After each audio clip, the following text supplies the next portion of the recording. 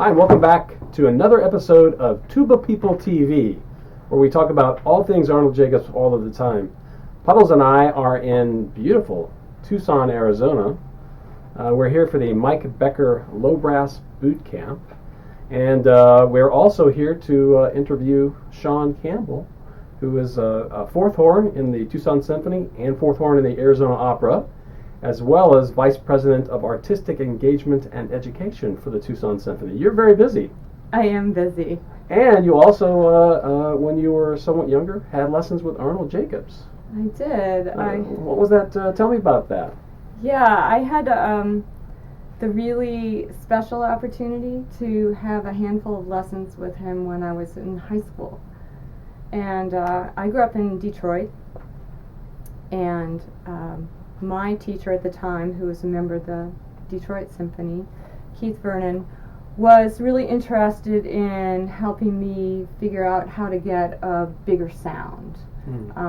And so he thought that spending a little time with Mr. Jacobs would help. So he arranged having this high school kid showing up in Chicago, and so I took the train from Detroit over to Chicago and found my way to his studio.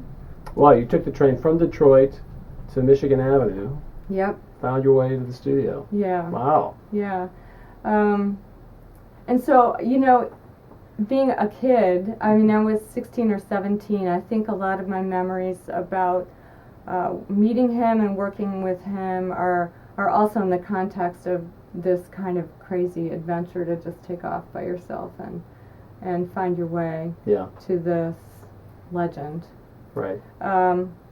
So, you know, thinking back, my first memories are probably just that place, his studio, and him being really welcoming and calm, which I think helped set me at ease. You know, he just had me play something for him, probably played some excerpts. And so one of the things that I remember him talking to me about right away, which is a real classic Jacobs thing, is when suddenly a pencil is flying at you while he's in the middle of a sentence. Yeah. And so he tossed you a pencil. Tossed me a pencil without saying he was going to, and he was probably talking about something completely different, and suddenly a pencil was flying through the air at me. And I have always been really interested in accomplishing things, and so my focus was all on whether I caught the pencil or not. And then what he talked about was not that at all, but that your body knows how to respond to something like that, whether you catch it or not, without telling yourself every single step and every single part of your body that has to get involved in the process of responding to something, that it just did it. Look at that, just did it. So you didn't have to be involved at the component level of thinking about which muscle and whatnot. You didn't need to understand the anatomy or the physiology or how your brain connects to each muscle and how it sends cues. You just did it. And so, of course, the connection to playing our instruments is that we just can do it. That we don't want to get too caught up in analyzing all of the mechanisms in what we're doing. So just be thinking about the product. In your example, the product initially in the lesson was catchy the pencil. Exactly. And then he made that transfer to product of sound or phrase or something. Right. So then, exactly, he would, it wasn't to move my arm. That wasn't the goal. The goal was to catch a pencil. And so what does that have to do with horn playing? Well, the goal is to communicate something musically, to make a certain sound, or to connect with somebody who's listening in a certain way. And so then, of course, that brought him to talking about wind and song. So he would have me sing things and and just focus on what I wanted to be coming out of the horn. Mm-hmm. So have your concept, your conception, lead the way. Exactly.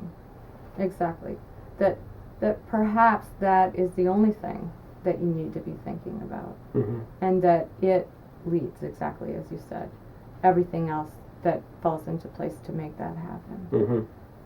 Did he? I'm sure he must have. He usually measured lung capacity and that sort of thing. He had a research project going on. Yep. You remember anything about that at all?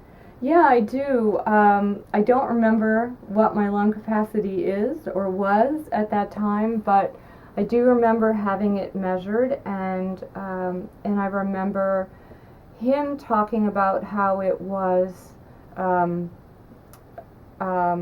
of a decent size, not surprisingly large, not surprisingly small, and then he talked about how he really had diminished capacity, really one lung and some physical conditions that made that even less, and yet look at where he was playing and what he was doing. And so that whole point was, if you just learn how to be efficient and get out of your way, then it doesn't really matter what your lung capacity is. Yeah.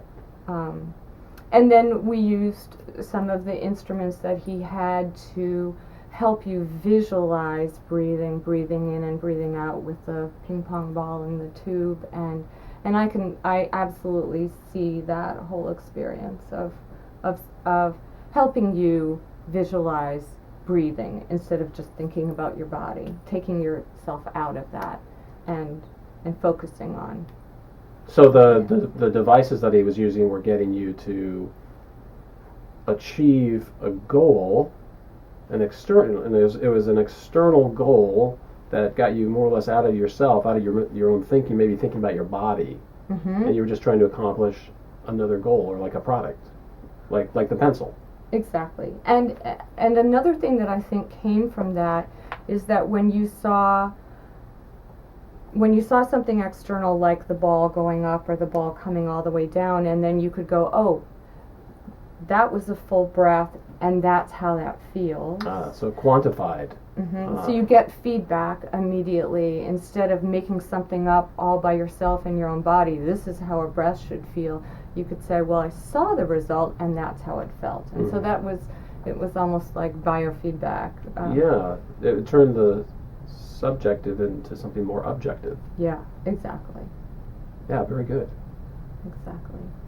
I also remember that he would sing a lot in lessons with that really distinctive, resonant voice that he had, and I'm sure that was the first time I started singing things that I was going to play. Right. That was where I had that introduced to me through him. That's a good first role model. Yeah, I'll say. Shawn, you mentioned that your teacher in Detroit made arrangements with Mr. Jacobs for you to come on the train while you were in high school. It's really very terrific. What a great opportunity, like you said. About what were the years? You said the 70s. Yeah, in the mid-70s. Okay, mid-70s. Probably 75. Yeah. Okay, great. Did he ever have you doing anything else? You mentioned working with just respiration. Did he have you in singing, and did he have you playing your mouthpiece at all, or anything of that nature? Yes. He would talk about singing and then playing that same musical line or phrase on the mouthpiece, and then eventually playing the horn, kind of going back and forth. So just like singing being introduced to me by him, mouthpiece buzzing absolutely was also introduced by him. I hadn't done that before. And when you took that back to your teacher in Detroit, was that received well? Or because I know it's still kind of controversial back then. Yeah, I think it was. I think that he was pretty familiar with teaching of Jacobs, and that's why he thought it would be really great for me to go work with him, and so there wasn't any kind of resistance when I got back. And he was interested in me figuring out how to just move more air and bring out more sound, and so if that was happening, then he was really pleased with whatever contributed to that. Mm-hmm.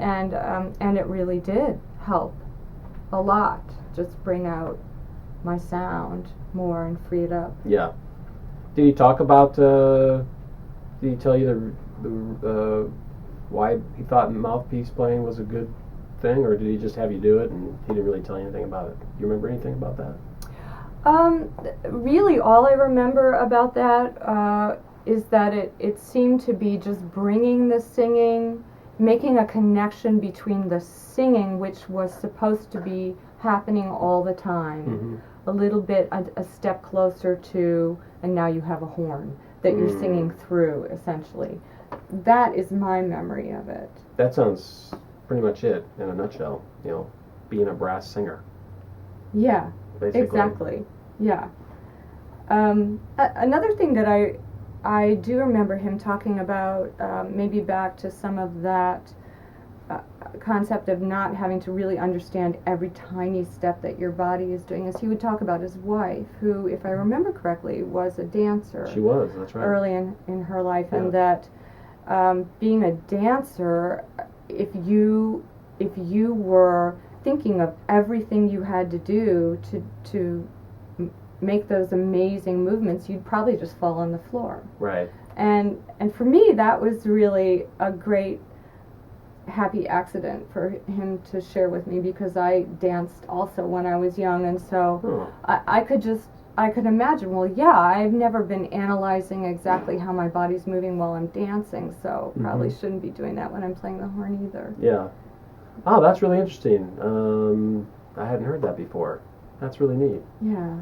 I know that prior to his embarking on this study of physiology and structure and function and psychology in the human being, he thought, like everybody else back in those days, he thought that his diaphragm was down here, like where his navel is. Mm-hmm. And she went to Calumet High School in South Chicago, and I guess she took a very good biology class, and she said, it's not down there, it's up here. Oh. It's attached to the sternum, and et cetera, et cetera. So that got him interested. Oh, that's great. In that whole subject. So the whole bringing Mrs. Jacobs into it is a great tie-in. Yeah. So they were a team. They were a team, definitely. No doubt about it. Well, thank you so much, Shawn, for allowing us to come into your office and hear what your memories are from Mr. Jacobs, and really appreciate it very much. Puddles, as usual, has instructed me to present you with this genuine Tuba People TV water bottle, which I think in Tucson is very, very important. Puddles knows we need to stay hydrated in Tucson. Exactly. And I appreciate that, Puddles. So he says you're welcome. He says it's good to see you. So thanks very much. You bet. And thanks for getting me to remember lessons from Jacobs. I appreciate it. Bravo. Thank you. Thanks. And now back to you.